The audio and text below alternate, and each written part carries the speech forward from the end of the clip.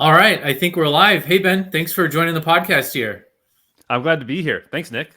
Yeah, well, I cold DM'd you and you responded. So, I'll have to share the DM message so people can copy and DM you. Or maybe I'm just an attention whore. I'm that easy. Yeah, yeah, I Uh, love it. that's the Either way, message. we Ben appreciate Wilson is that easy to be had on a podcast. it. I love it. Well, before we jump into the conversation today and talk about your podcast, How to Take Over the World, you're a producer for My First Million, one of the biggest podcasts in the world right now. I want to ask everyone who watches this on LinkedIn, on YouTube, to hit the subscribe button, give us a like if you like this kind of content where we talk about career progressions, talk about our passions, and how we can turn that into something that's sustainable here. So give that a subscribe. That makes me feel good. That gives me the warm and fuzzies as well. Awesome. So Ben, some folks know you. Some folks know you from My First Million podcast, which we'll talk about. You have a very popular podcast yourself. How do you describe yourself? Can you introduce yourself for the audience who may not know you? Yeah, my name is Ben Wilson. I'm a podcaster, and my my biggest podcast, How to Take Over the World, is about how you can apply lessons from history in your life. It's kind of I say it's a motivational podcast or a self-help podcast masquerading as a history podcast. And like you said, I produce for My First Million. I produce a few other shows as well. Very cool. Awesome. So we're going to get deep into kind of the podcasting world. I'm a total noob. I don't know what I'm doing. I'm using my work laptop here. But what I wanted to start off with is just kind of like your career progression. How did you get into all of this? What kind of sparked the interest? So I'd love to talk about, when you went to school, it looks like Utah State, and, how you took that and to build your career here. So can we start at, college and go from there? Sure. Well, so I'll take you one step before. I'll start in high Okay. school. Just because I don't know what the age range is of people who listen to this, but I think it's important for people to hear about my high school experience. So I played basketball in high school. I loved basketball.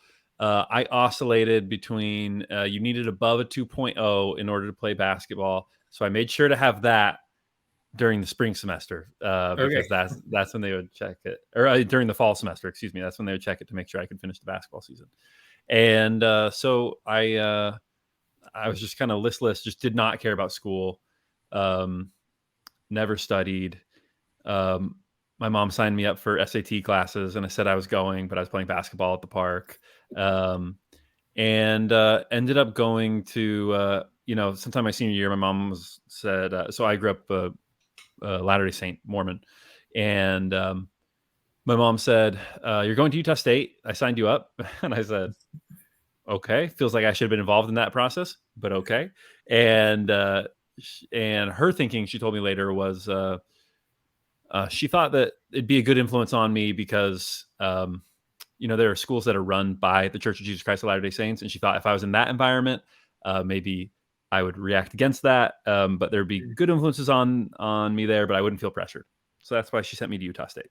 So I went to Utah State, failed a couple classes my freshman year, then went and served a mission for the Church of Jesus Christ of Latter-day Saints, and that turned my life around. That was a coming of age experience for me. Learned how to work hard, learned to sort of define what I want in life and how to achieve it, and how to set goals and achieve them.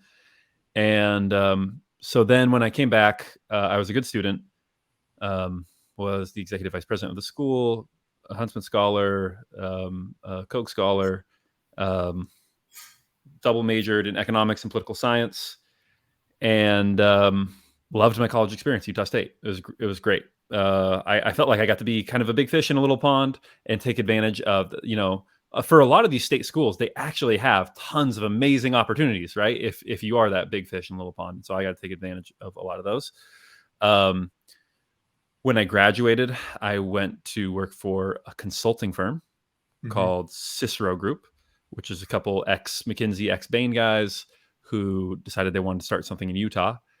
So that was cool. Got to go do management consulting for a few years. From there, I got recruited to a tech company in Utah called ITN International, and I was their director of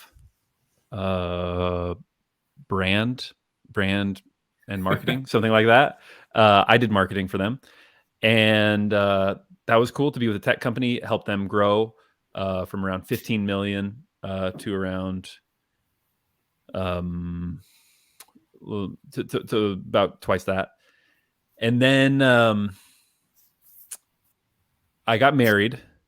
My wife was going to law school on the East Coast, so I was planning to move. Also, the company was about to sell, so kind of my work there was done. Yep. And in my spare time, I had started a podcast called How to Take Over the World. And we can get more into why I started that podcast.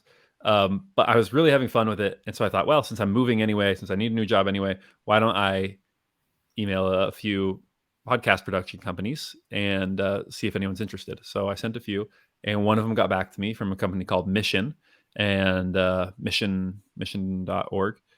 And they emailed me back and said, hey, we listened to your podcast. We love it.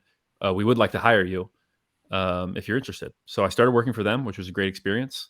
And then one of the co-founders of that company, there's a little bit of drama. Love everyone at that company, but some things happened. One of the co-founders left to start his own venture, and I was his employee number one at a company called Caspian Studios. And we were producing podcasts for big companies, big brands. So I did that for a couple of years. And then from there, I got recruited by the My First Million guys to go produce for them. So that's what I've been doing for the last year, is producing My First Million. And then I have an LLC now where I produce a few other shows as well. Yeah, that's awesome. And I didn't know you were full-time producing. I thought it was maybe still something on the side there. So kind of made the leap and now growing that into your own podcast kind of producing company. Yeah. Very cool. So I love that kind of journey there, kind of finding your way, kind of the bad kid, and had that moment in life, those 2 years. I have a lot of family who've gone on their mission and come back very mature. It's kind of 2 years of learning how to sell, learning how to talk to people, learning how to set goals, and very kind of objective driven, that mission experience, and come back and very much different people from that experience. So it sounds like you're able to take that experience and kind of parlay it into a lot of these other opportunities, and from your passion, also able to reach out and say, how can I turn this into a career, by reaching out as you move coasts and start that new venture of life there. Is that fair summary? Yeah. And, so speaking of my mission, so I spoke Spanish. I was in the Mm-hmm. United States. I was in El Paso, Texas, in sort of this. Mm-hmm. And if you've never been to El Paso, it is basically a Mexican city that happens to be on the American side of the border, right? Especially certain parts of it. And so I remember arriving there, and it was just like the desert, and I thought it was ugly, and it was hot, and I'd be sitting in these rooms, and I didn't really understand what was going on yet. You have a companion, and he's a little bit older because I just arrived there, and so he's able to converse with people in Spanish, and I'm just sitting there like almost passing out because it's so hot, and it's like music when you can't understand what people are saying, and it like puts you to sleep. And I was miserable. I was depressed. It was so hard for those first 2 months, and I think there's something to be said for engineering for yourself genuinely difficult circumstances that you have to work through, right? And that's difficult because I don't think I could have ever knowingly like done that for myself. Like, you've got to make a commitment. If I hadn't Right. signed up, if I hadn't said like, no, I am definitely going to do all 2 years of this, then I would have been out of there after a month, like, so I think there's something to be said for that, of like, sign yourself up for something difficult, have that experience, and commit to seeing it through. Yeah, learning through that, and you have that goal in mind, and you have to push through it. And I won't say my experience, but I did like a half marathon, and you're training for it, and you get there, and like first few miles you're like, what am I doing? But once you push all the way through, you get to look back and say, wow, that was a great experience. And on a very small scale. But, there's those little milestones you can set up in your life and intentionally put yourself in difficult situations. And that's, I think how you tend to grow more. Yeah, I agree. I love that. And so Ben, as you're, working, going through the tech startup world, that's something where a lot of my audience is.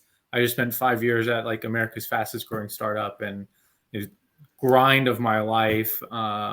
And as part of that, always looking for like, hey, I need an outlet outside of work, as a hobby, as a passion, whether that's like, working out or trying to start a company while you're working at a company.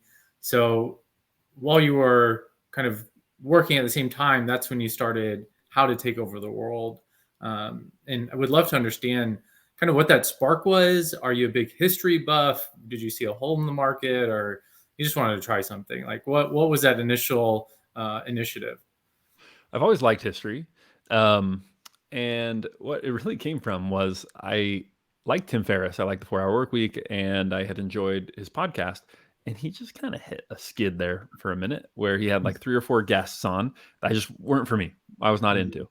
I thought to myself, oh man, has Tim exhausted the supply of interesting guests that he could have on? And obviously that was not the case, but he had hit a skid in terms of what I was interested in. And so I thought to myself, who would I like to hear Tim Ferriss interview? And at the time I was reading this biography of Napoleon, and I thought to myself, that is who I wish I could hear him interview. I wish I could hear him interview Napoleon, Caesar, Thomas Edison, Steve Jobs, like some of these most successful people of all time. And I thought, well, I could do that. And I'm reading this biography anyway. And so why don't I make something out of it? And I'll talk about the lessons I learned. I happened to have some equipment on hand, which was actually extremely fortuitous. I'll come back and tell that story later. But I just thought, why don't I do it? At the very least, I'll learn something from it. Because in the act of creation, you take away more from what you're studying and learning. So that's what I did. And people liked it. So that's where the idea came from. And you've been at it for, I think it came out 2017, the first episode. December, very end of 2017, basically 2018. Right. So 4.5 years, give or take. And what I found too, going through kind of the archives, it's not something that comes out every month or every week. I feel like you take your time on it. You really deep dive on these subjects. Can you talk about like what the process is to put together these episodes that are, 45 minutes, an hour long? There's sometimes split over multiple parts. Yeah. So it's still a passion project in many ways, which is why it comes out so intermittently. And in terms of who I decide to cover, it's just based on who I'm interested in at the moment. No rhyme or reason. In fact, I'm doing an episode now that my manager and producer Lizzie is like, do not do an episode on it's Brigham Young is who I'm doing. She's like, do not do an episode. I saw you tweet that, and I'm so pumped about it. Yeah, well, most people are not. Most people are like, why and who is that? Oh, I don't care. But so that's just who I'm interested in right now, and so I'm doing Brigham Young. And that's how I do it. I get lots of pressure from people who want me to do various things I never do. And in terms of so it starts off with, and I'll just start off with kind of, usually I try and find the biography, if that makes sense. So for Steve Jobs, you'd want to start with the Walter Isaacson biography, right? The one that everyone talks about, this one that's considered sort of authoritative. So I always start there. And then I try to read another biography to kind of triangulate. So I feel like I'm at least getting 2 different views on this person. Then I'll start trying to read some about sort of the time period and kind of the economic factor. So right now I'm reading Brigham Young. So first book I read was American Moses by Leonard Arrington. And that is sort of like the authoritative Brigham Young biography. And are And you taking then notes on the side while you're reading of like interesting tidbits? so I used to take notes in the book. Now what I do is I put in my AirPods and I hit record on my phone and I record a voice memo. And anytime I think something is cool, I just say it out loud. So I'll Hmm. read the quote or I'll just say the thought I'm having, like, oh, wow. And I look like an insane person walking around reading these books, talking to myself. And so I start with that book, and then now I'm reading another book by Turner. It's another biography, and he has kind of a different viewpoint. So, okay, now I'm triangulating. What do I think of Brigham Young between these two viewpoints? And then I'll go and read um, a book more about kind of the time. Usually, I'm trying to kind of learn more about the economic forces of the time, so I understand kind of the what was going on underneath that maybe you don't Hmm. see. So, there's a book called Great Basin Kingdom that I'm reading right now that is about the economics of the Intermountain West in the Brigham Young era when it was being settled. So then I'll do that. And then usually after that, then I start doing a little more primary research. So, for example, again, with this Brigham Young, he comes of age at a time called the Great Awakening, the Second Great Awakening in the United States. And so I wanted to get some flavor for, okay, what was the Great Awakening like for people who are a part of it, who are on the ground. So I went and I start Googling and searching for firsthand accounts of camp revivals in the Second Great Awakening. I start reading some of those. So, it starts with the biographies and then it goes into a book and then it just kind of devolves into this rabbit hole of studying all this stuff sort of surrounding them.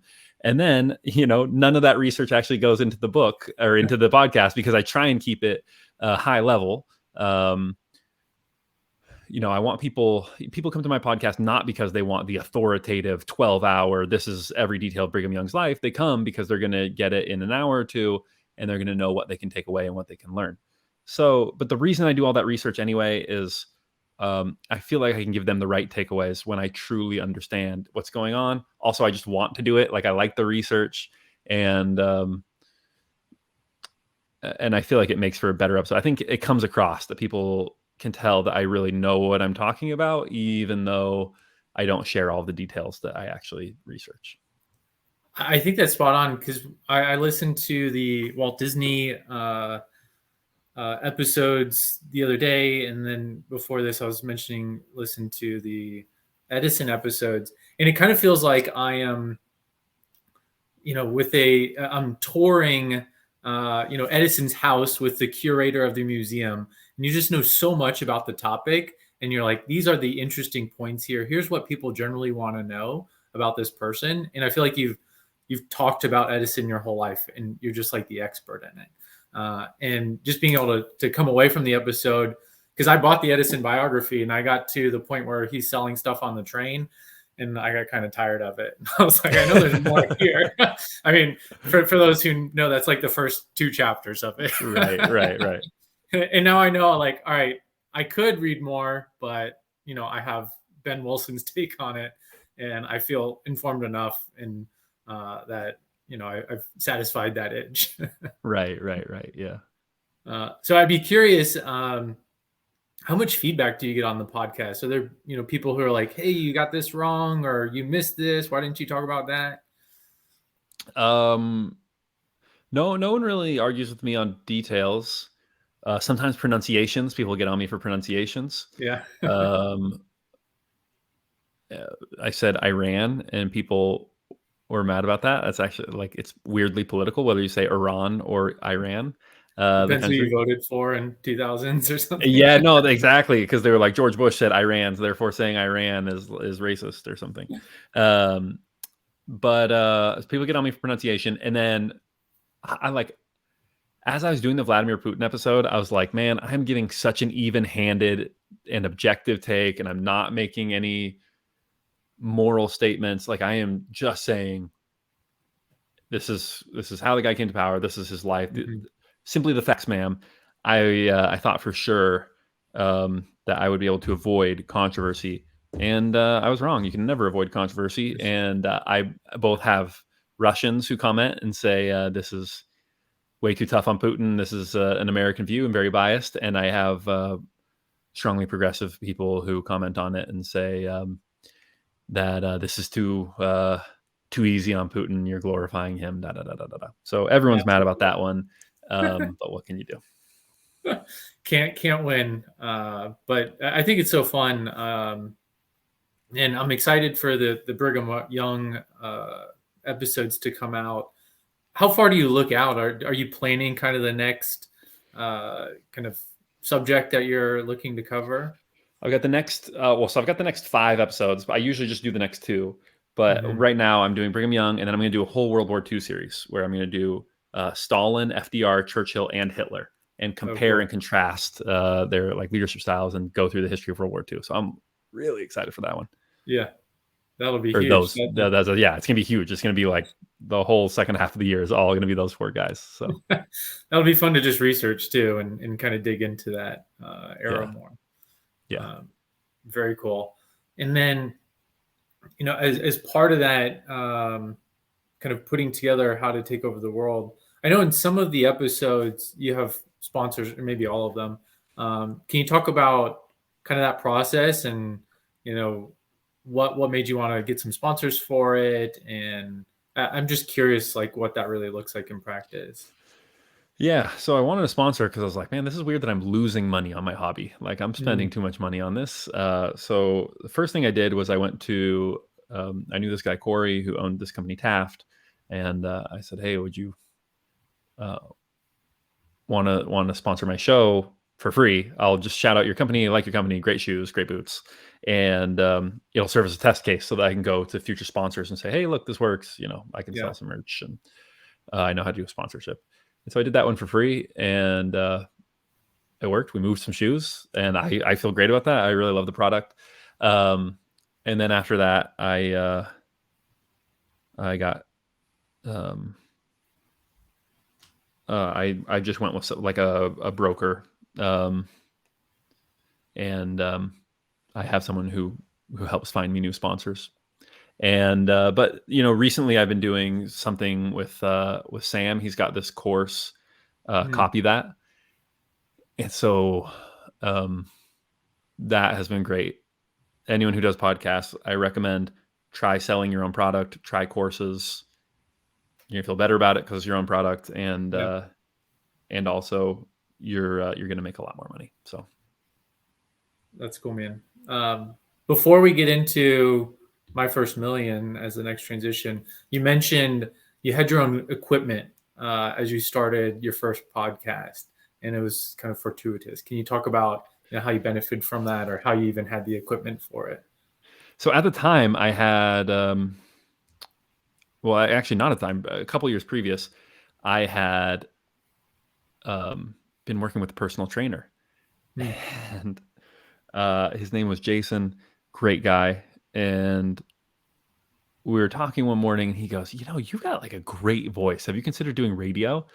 And I said, oh, no, no one makes any money in radio. You can't make any money in radio. And he goes, oh, okay.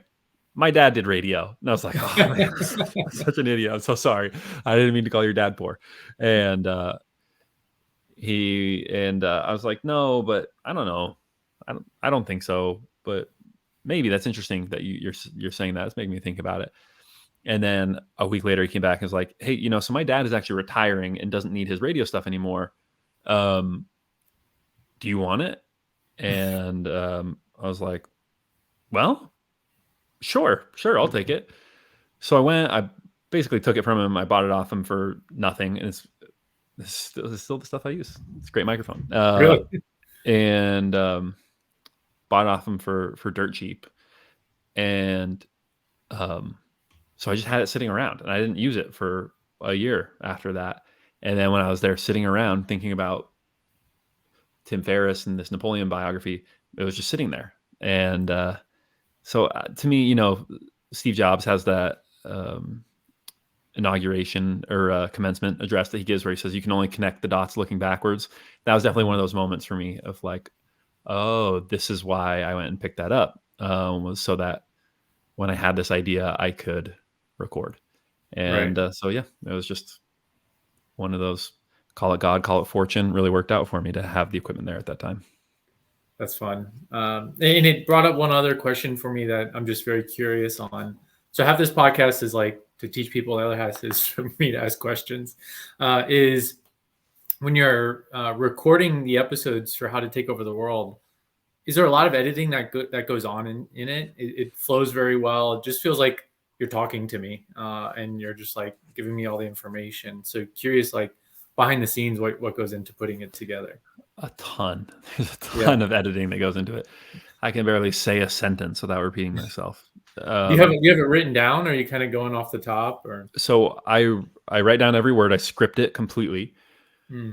I have to do that, but then I don't necessarily read the script. So I have it completely scripted, and I start reading it, and then I'll kind of go off. But it's like a safety net when you're on a Yeah. high wire act. Knowing that I have that safety net of a word for word script helps me feel comfortable when I'm going off on tangents or saying something different. So I tried it other ways. I found that I need that script. Um, Even so, in reading the script and in going off on these tangents, I mess up a lot. I say, I stumble over my words. I repeat myself. I do all sorts of crazy stuff. So I record generally about an hour of audio for every 45 minutes of finished podcast that I get.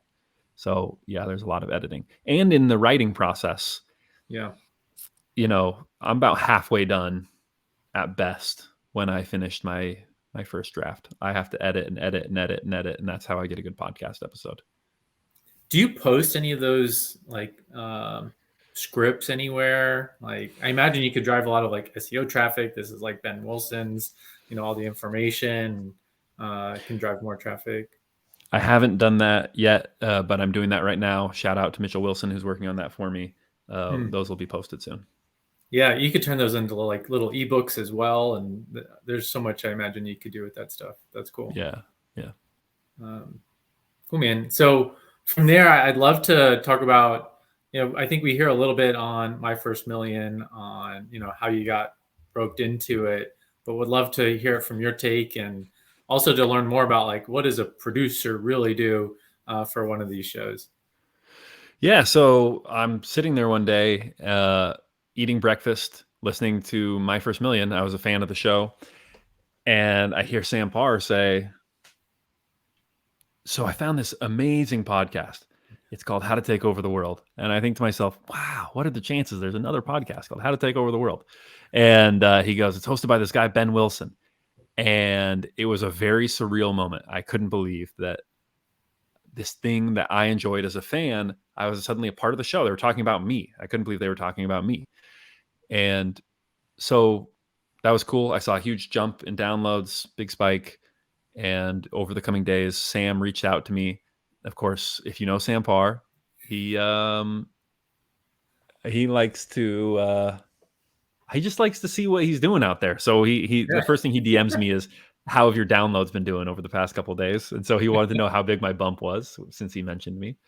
And then he continued to shout me out. And he said, "Can we talk?" And so we started talking. And then when he found out that I was already doing podcasting stuff, he said, "Oh, well, would you be interested in producing for us?" And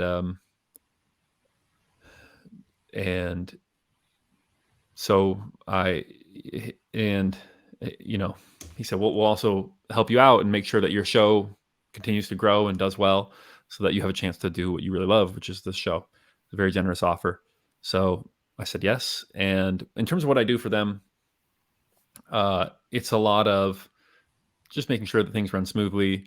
It's a lot of the little stuff. It's the writing the show notes. It's making the little edits. It's I don't know if you guys know this, but Sam and Sean are like terribly racist and sexist. So I'm deleting all those racist, sexist comments. That's why you guys don't know it, is because I delete. Because of But you. like every other word is a racial slur. I can't believe it. Um, Jokes. it's not true, not true. But I do make little edits every now and then when they misspeak, um, and and then a little bit just kind of helping set the direction for the show. So they choose the topics that they talk about on any given episode. Um, but we have conversations around, okay, we've done enough of this. Hey, let's do a segment about, it's been a while since we've done drunk ideas. Let's do a drunk ideas episode. It's we've been doing a lot of frameworks recently. Can we get back to more business ideas? It's having conversations with them about that kind of stuff. Yeah, that's cool, man. a lot of the behind the scenes, making sure, because they're two busy, eccentric guys, and making sure they show up on time and can record and put out No, episodes, I no, no. imagine. I still haven't figured out that one. No, no, no. I don't know how to make them show up on time yet. And how has, I don't want to say stumbling into that opportunity, but how has that, impacted kind of where you see your career going, from the trajectory for your podcast, and where you want to take your career? You know, um, so at Mission and Caspian, I was essentially creating podcasts for these big brands, and I enjoyed that somewhat. I was good at it. I knew I was good at it, and so on a certain level, you enjoy anything. But I wasn't like I was happy in the way that most people who just work jobs are happy, right? Yeah. Um, but nothing in the world sounded better to me than being able to be like an actual podcast host, than being able to do How to Take Over the World for a living. And there was this moment after they discovered me, after they brought me on, and my podcast is blowing up and I'm getting all these downloads. And I just looked at my wife and I was like, I'm gonna make it. Like, I'm gonna be able to do this thing that I desperately want to do. I'm gonna be able to do it for the rest of my life. I'm gonna be able to make a living doing that. And that has been an incredible difference in my life to be able to have that, to wake up every day and feel like I get to do something that I'm passionate about, that I enjoy doing. I get to have fun every single day at work. So it's been an amazing transformation. That's huge. Very much a milestone you look back on, like very pivotal moment in your career there. And also giving you the confidence too. It's like, hey, we're getting downloads from a business side, but also the confidence, like, hey, I am the guy. I can go do this. And wherever I put my efforts to, you have that self-belief now as well. I mean, a little bit, I had that self belief of like, when I first started this podcast, I remember going to podcast conferences and going to people from like Wondery and Himalaya and Gimlet and being like, "Hey, you got to pick up my podcast. It's so great. Like, Yeah. it's going to be the best history podcast in the world." And they're looking at it and they're like, "You have 10 reviews on Apple Podcasts, and like 9 of them have the last name Wilson." And I'm like, "Yeah, but like, I But know, I love but it. have some faith here, have some confidence. Like this, you gotta just listen to it. Please just listen to it." They did not listen to it, and so I always had that self belief that I genuinely I liked my own podcast. To be honest, I didn't like listening to my own voice, but I liked my own podcast. It was interesting to me. This was the stuff I wanted to learn. This was the stuff I wanted to know. So I had that self belief, but after a couple of years of not a ton happening, there is a moment where you say, "Okay, well, I believe this is good, but I don't know if it's good business. I don't know if it'll work out."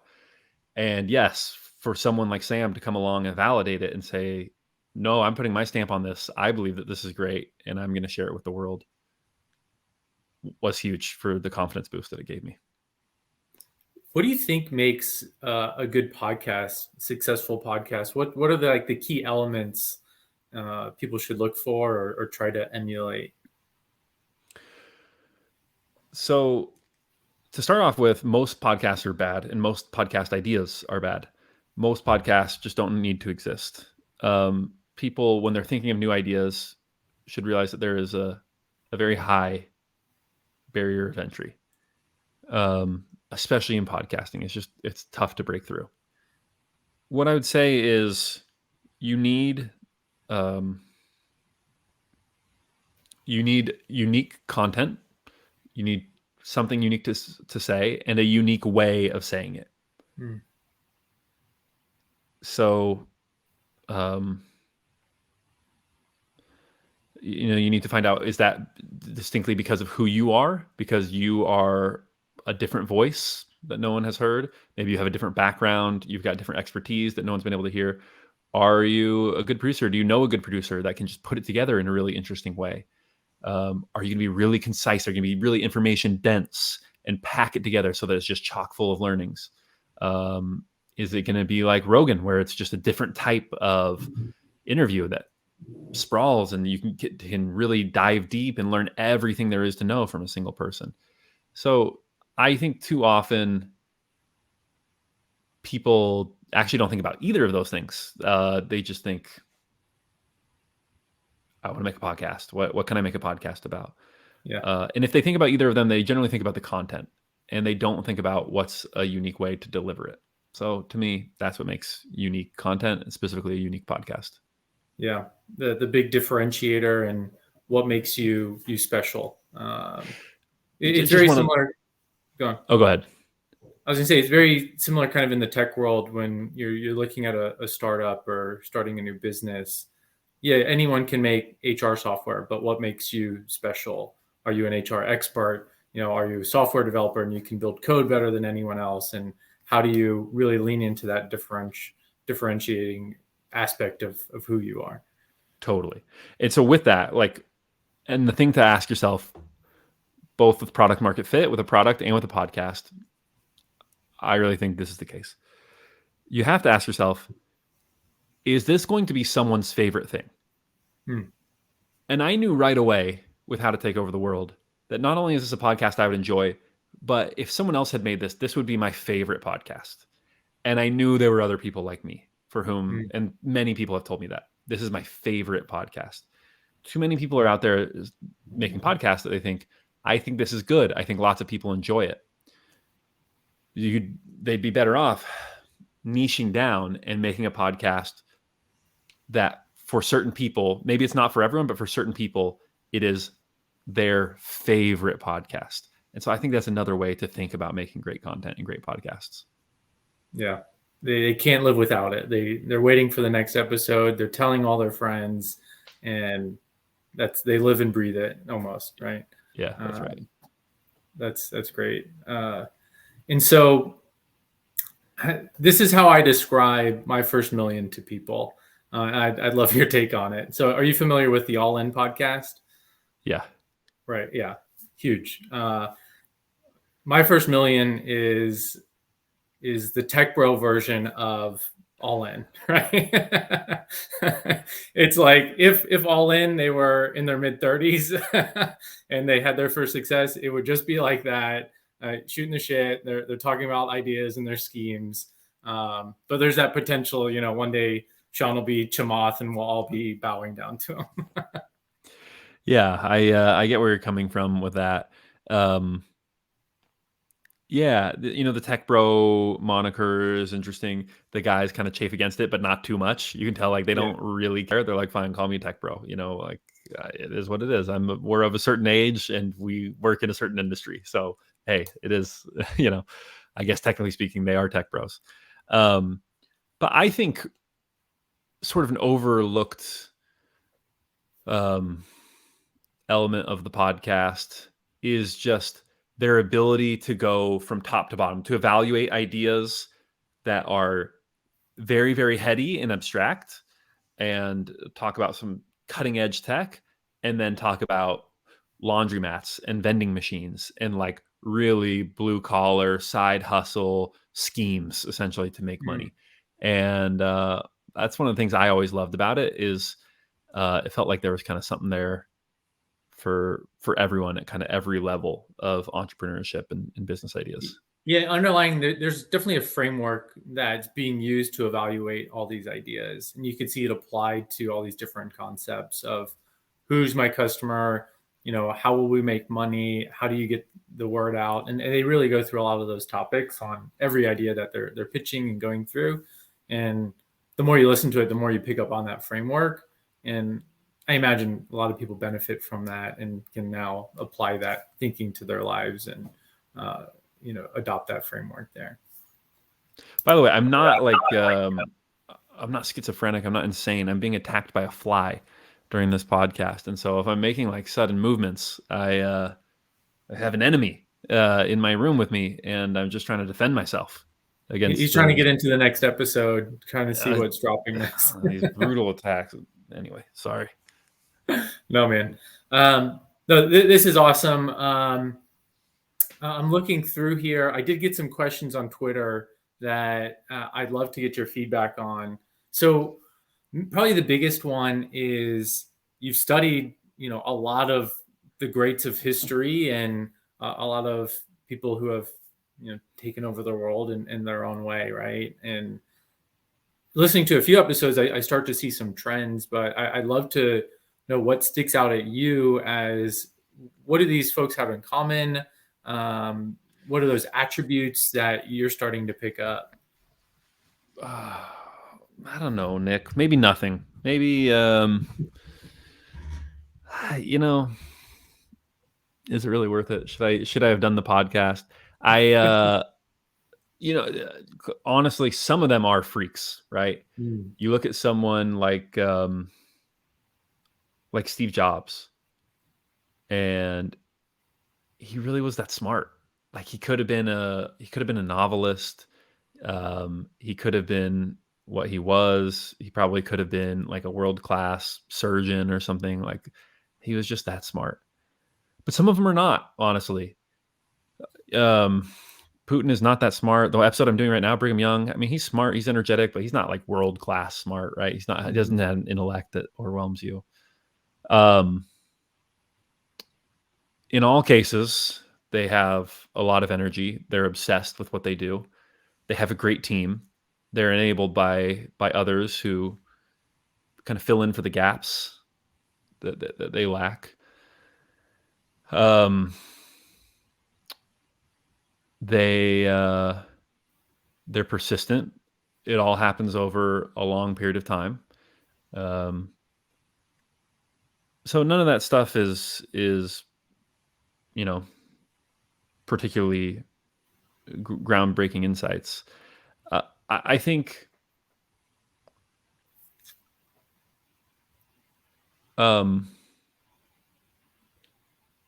I guess the biggest takeaway for me has been the whole framework. Actually, has been to realize that all of these people were just like me in that they were Mm. obsessed with their heroes, in learning about them and studying their lives and emulating their lives. I think people try to be too original sometimes in these days, thinking, I need to do something completely different. I need to be my true, authentic self.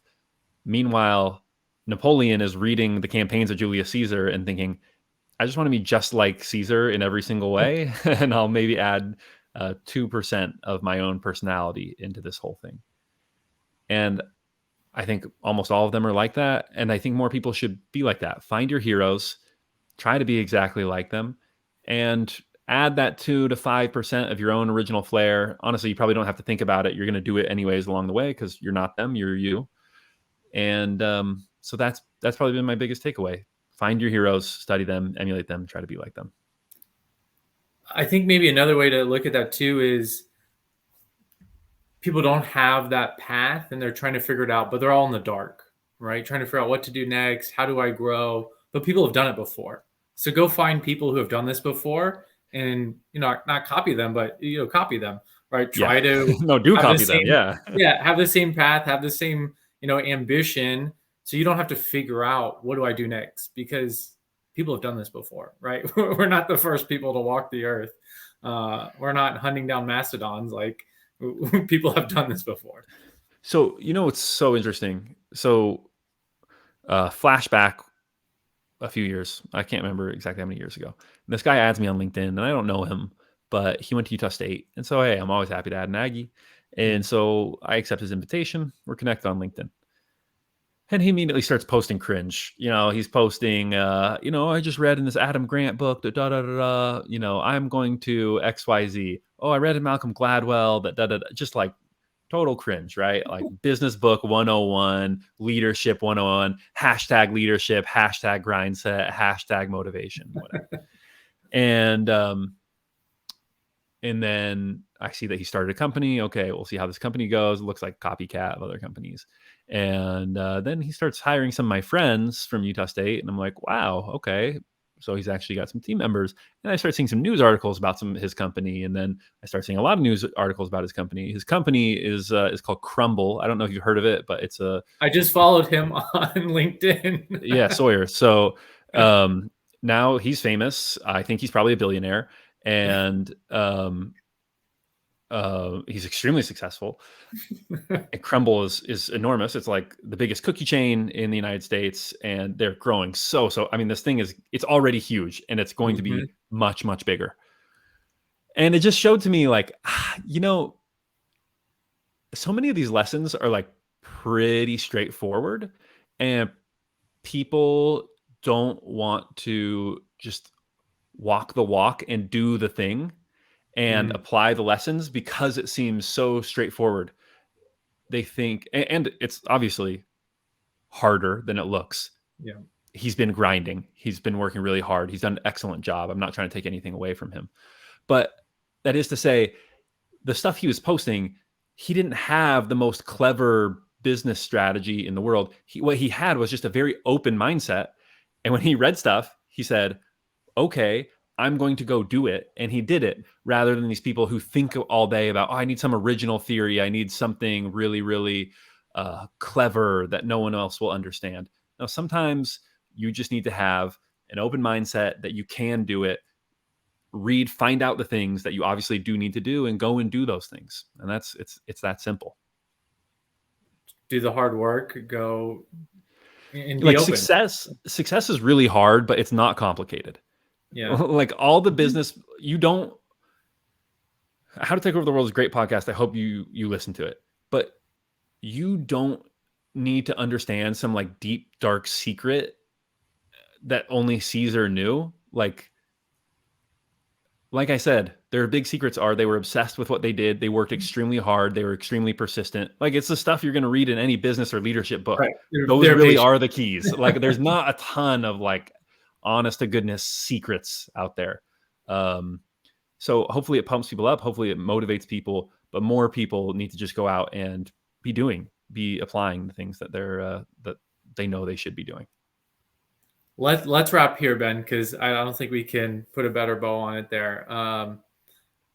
And so with your podcast, with everything that you're doing, where do you want to take this? Do you want to go full time on, how to take over the world? What's the big dream now that you cemented yourself?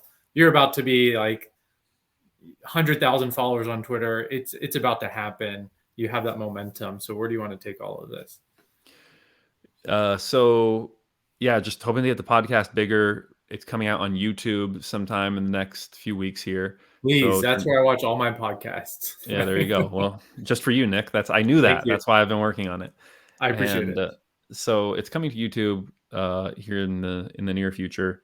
Um, I would like someday to add an even more sophisticated video product to it, and I would love to just remain in this space of helping people stay motivated and learn things by studying the lives of the great men and women who came before them. So yeah, just bigger and better. And plug it. Where can people find the podcast? All that fun stuff.